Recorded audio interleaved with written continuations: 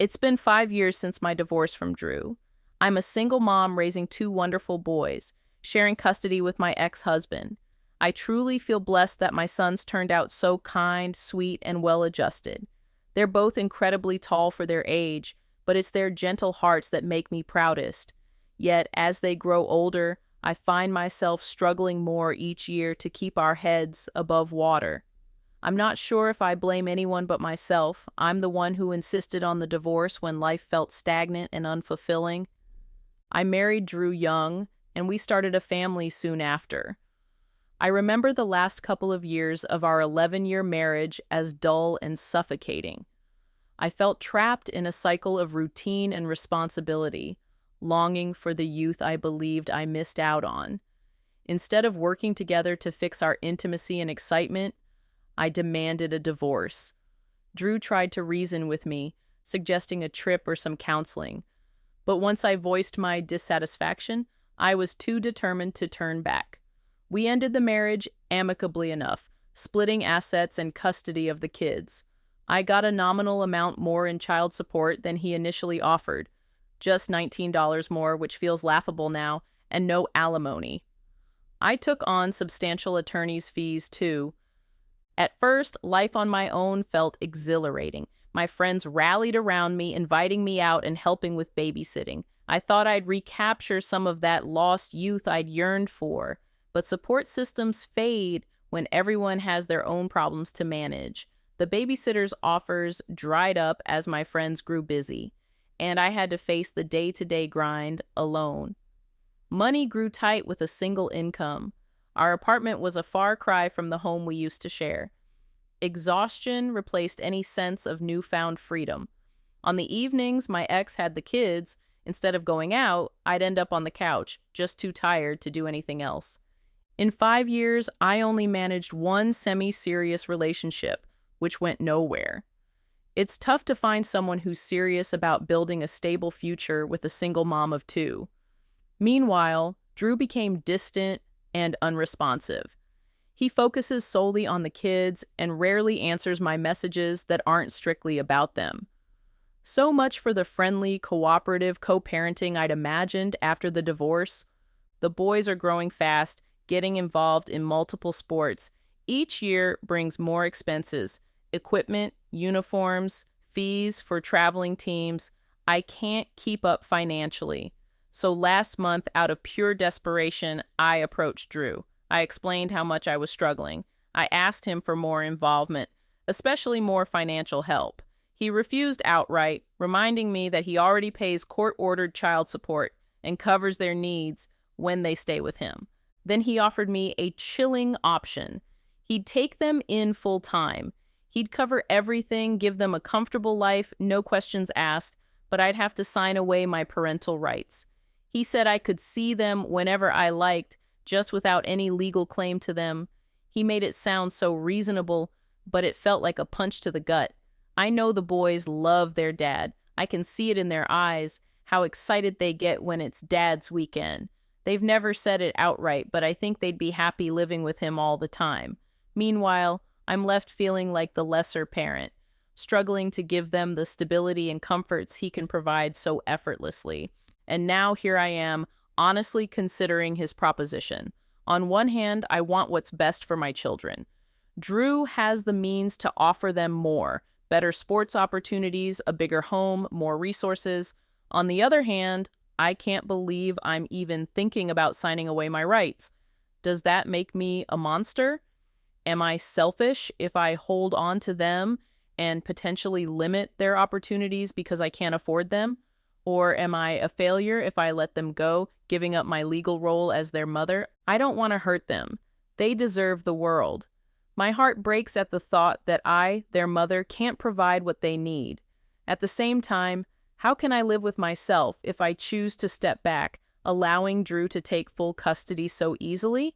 Could I face them as they grow up, knowing I chose to give up my rights, even if I visit often? The guilt is crushing. Is it better to swallow my pride and accept that maybe living with their father full-time is what's best for their future? Or do I fight on, scraping by, hoping they won't resent me for what I can't give them? I know people might judge me if I choose to go through with this plan. But I also know I must think of my children's long-term happiness. They adore their father. He can give them so much more: financial stability, a less stressed environment. Meanwhile, I'm constantly on the brink of exhaustion. Maybe I'm a coward for not pushing harder, for not finding a better job or picking up side gigs to make ends meet. But I've tried. I'm burnt out. I'm still unsure what to do. I guess I'm asking myself, if I go through with giving up my rights, does that make me the villain? Or just a mother who wants her kids to thrive, even if it means stepping back and letting someone else provide the life she never could? All I know is that I love my boys more than anything, and I can't stop imagining their faces full of delight as they tell their dad about a new achievement, free from financial worries. Maybe that's worth the sacrifice. I still haven't decided, and my heart is heavy with uncertainty. But I had to put these thoughts into words to try to understand if I'm a horrible person for even considering letting them go to him full time. Time will tell what choice I make. I found out my husband was cheating on me last Christmas. We'd been together for 12 years, married for 8, and I really believed we were solid. So, when I discovered he'd been lying for months and sneaking around with someone from his job, it felt like my world collapsed. After a lot of pain and struggling, I decided to leave him earlier this year. When I finally packed up and walked away from that marriage, I asked my friends for one simple favor: please don't maintain a relationship with him. I didn't think it was a big ask. He'd betrayed me, and I needed my friends to stand by me while I tried to piece my life back together. Most of my friends understood immediately and respected my wishes. But one of my closest friends, Sarah, just wouldn't get on board. Sarah and I have been best friends for over 15 years, but she's always had this strange dynamic regarding my relationships. She used to make comments about being jealous that I ended up with good-looking partners, and would occasionally joke that she had a connection with them before I ever got involved. Back then, I dismissed it as harmless teasing, although it always made me a bit uncomfortable. After my split, I noticed Sarah acting oddly. She'd mentioned details about my ex-husband's life that only he could have told her. When I asked how she knew these things, she shrugged it off, claiming she read it on his social media. But something felt off. Then a mutual friend told me that Sarah was still in regular contact with him, meeting up for coffee and texting him frequently. When I confronted Sarah, she admitted it, but downplayed its significance. "We were friends before you even met him," she said, as if that justified ignoring my request. She refused to throw away her connection with him just because I left the marriage.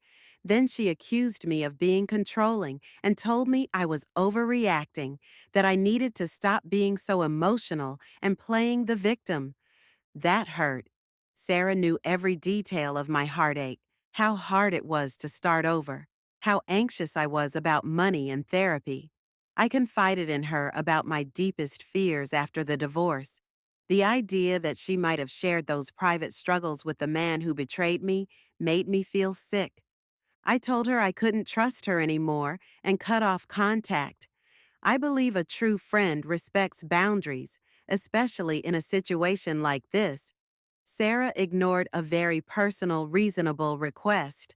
Now she's texting me, claiming to miss our friendship and calling me unreasonable for cutting her off.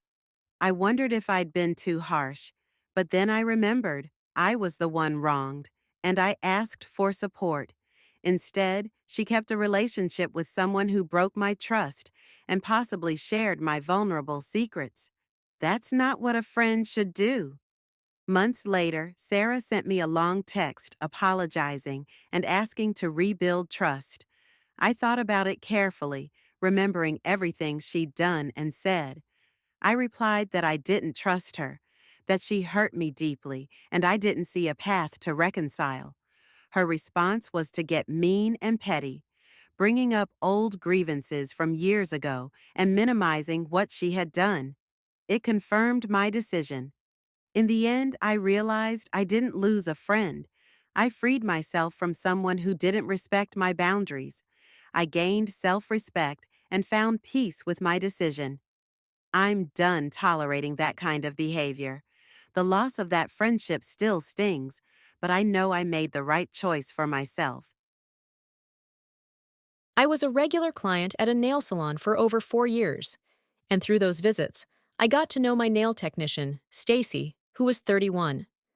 I was 24 at the time all this started. Initially, Stacy and I were just acquaintances, pleasant but not especially close. Then, at the start of 2022, she made me an interesting offer. Her parents' old house was available to rent, and she suggested I split it with another one of her clients to cut costs. I'd been wanting to move out on my own for a while, so this seemed like the perfect opportunity. The landlord would be Stacy's brother, Simon, who was 35. It all felt straightforward at first. Just 1 week before I was due to move in, tragedy struck. My mother passed away unexpectedly. Suddenly, I had to manage all her affairs and take care of my father almost overnight. It was a devastating start to the year, but Stacy seemed supportive. She checked in on me often, invited me out for dinners and hangouts to cheer me up. It felt like I was making a true friend, someone who stepped up when I was at my lowest. About 3 months after my mother's passing, I ended up quitting my job. There had been issues at work, HR spreading rumors about me taking PTO for grief. When I mentioned this to Stacy, she offered me a job at the nail salon as a receptionist. I was thrilled. Working in a place I loved, with a friend to guide me, seemed like a dream. At first, it was great. I got to know the other staff, forging new friendships. I became particularly friendly with Alice, a 26-year-old coworker who was planning to move in with me in the fall after my previous roommate left early. Alice and I started hanging out outside work, trying to understand each other's habits since we'd be roommates. But this growing closeness seemed to irritate Stacy. She began stirring up drama, telling me lies about my coworkers, that they insulted my weight, judged my boyfriend, or betrayed each other. She painted a picture of a hostile environment. For a time, I believed her and became distrustful of everyone. Then Stacy left on a week-long trip. While she was gone, the atmosphere at work felt normal and pleasant. I began to question the stories she'd told me. When Stacy returned, I learned that she planned to move into the house I was renting, except not as a resident. She wanted to open her own nail salon in the back of the house, right across from my bedroom. Alice and I were shocked and angry. It violated the quiet, private living space we expected.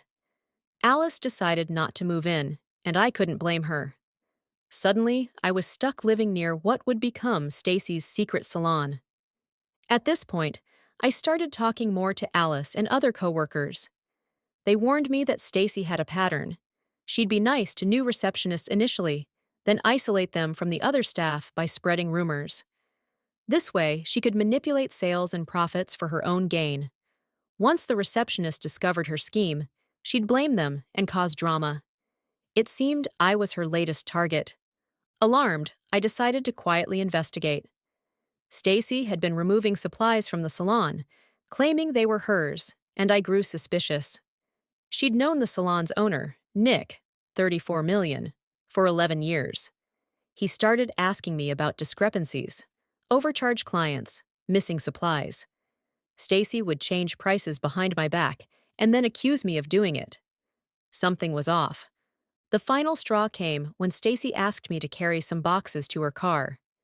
Inside those boxes were waxing supplies, rhinestones, special polishes, all items bought by Nick for the salon. A week later, Alice told me Nick was investigating missing supplies. I realized Stacy wanted to frame me for stealing what she intended to use in her unauthorized salon at the house I rented. My stomach dropped. I felt betrayed. Stacy pretended to support me in grief and in starting fresh, yet she aimed to ruin me. I decided enough was enough.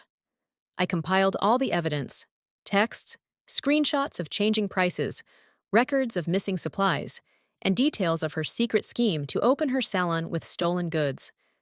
I planned to tell Nick everything. I informed Alice and a few coworkers, who agreed to back me up if needed. 3 days before my meeting with Nick, Stacy tried to act sweet again, but I told her I'd talk to her after work. She seemed anxious. In the evening, she pulled me aside, asking what was wrong. I confronted her about the stolen supplies and gave her an ultimatum: confess to Nick, or I would. She promised she'd tell him, calling me constantly to assure me she'd done it and that I didn't have to meet him. She said Nick already knew, and there was no reason for me to talk to him. It reeked of desperation. When Nick arrived and Stacy conveniently didn't show up for work, I told him everything. I showed him all the evidence: the overcharging, the theft, the slander against coworkers, and her plan to open a salon in a rental property without proper licensing. Nick looked devastated. He admitted Stacy had caused trouble before, but never this severe. I told him to mention my name when confronting her. I wanted her to know I stood up for myself. That night, Stacy flooded my phone with texts, calling me a traitor, asking how I could betray her after all she did for me. I replied that friendship doesn't excuse theft and deceit. She tried to spin stories, but I calmly countered them with facts. Furious, she threatened to have her brother refuse to renew my lease. I told her I had no intention of staying anyway. A week passed, and Nick instructed me to remove Stacy's access from the system. He changed locks and fired her. He thanked me for my honesty and made me a temporary assistant manager. Although I left 2 months later to return to my original field of psychology, I remained close friends with Alice. She became my new roommate elsewhere, and we both learned an important lesson about trust and friendship. As for Stacy, she lost many clients after her schemes were exposed, and her reputation plummeted. Meanwhile, I moved in with my now husband, found stability, and kept my head held high, grateful I caught Stacy's manipulation before it ruined me. Though I still feel sadness when I think about what could have been a genuine friendship, I know I did the right thing by standing up for truth and honesty.